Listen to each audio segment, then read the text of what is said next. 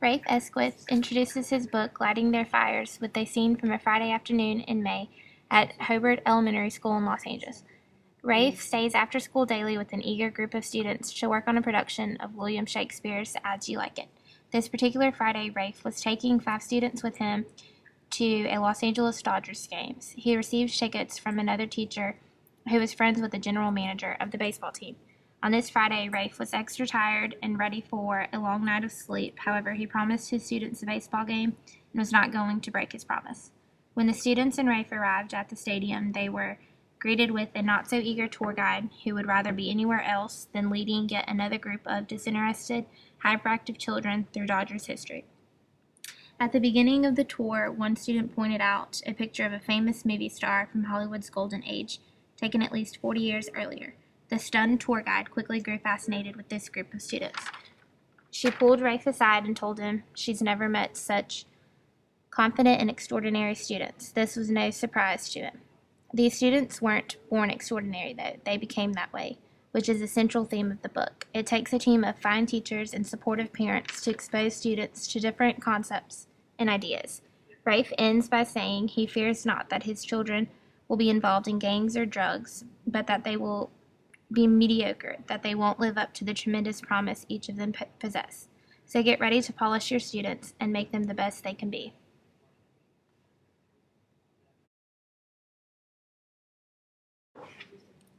The sixth inning focuses on selfishness. The chapter begins with a foul ball being hit into the stands near Mr. Esquith and his group of students. The ball lands close to a little boy who is not in their group. Instead of the boy getting the ball, a grown man fell on top of him and snatched it away, and the little boy was left crying. Dr. Esquith then explains that it is in human nature to be selfish, but extraordinary children learn to see beyond themselves, and teaching children selflessness is not easy.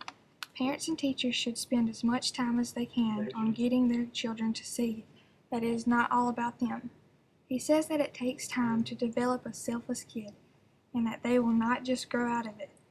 Change is obtained gradually through a constant series of lessons and reminders. It is the parents' and teachers' job to help children understand that a selfish life produces a narrow view of what the world has to offer.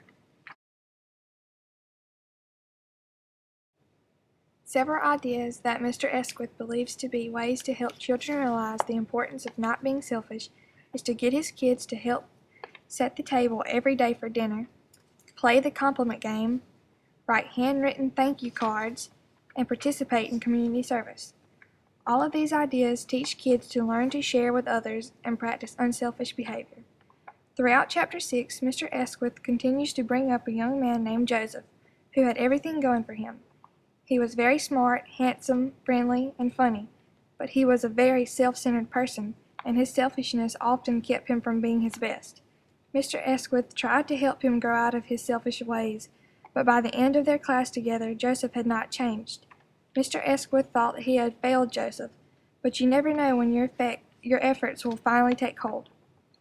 Years later, Joseph got unexpectedly paid $1,000 for a summer intern job, and instead of keeping the money, he gave the whole amount to Mr. Esquith to use for his 5th grade class.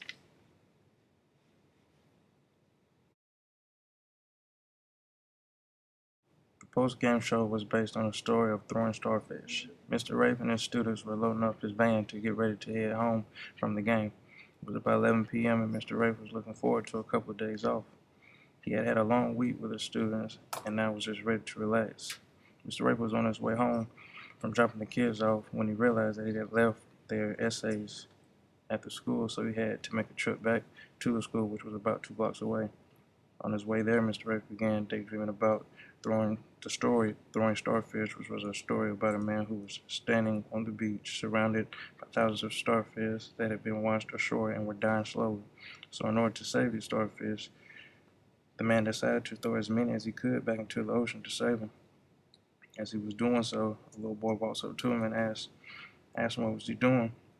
The man told the little boy that he was trying to save the dehydrated starfish. The boy looked with the confusion upon his face and replied to the man, "You know you can't save them all, right?" The man replied back, "True enough, but I can save this one." Correlating back to reality, Mr. Rafe had reached the school and started to head for his classroom. As he was heading up the stairs, he heard the voice of Sam, the little boy who was left behind.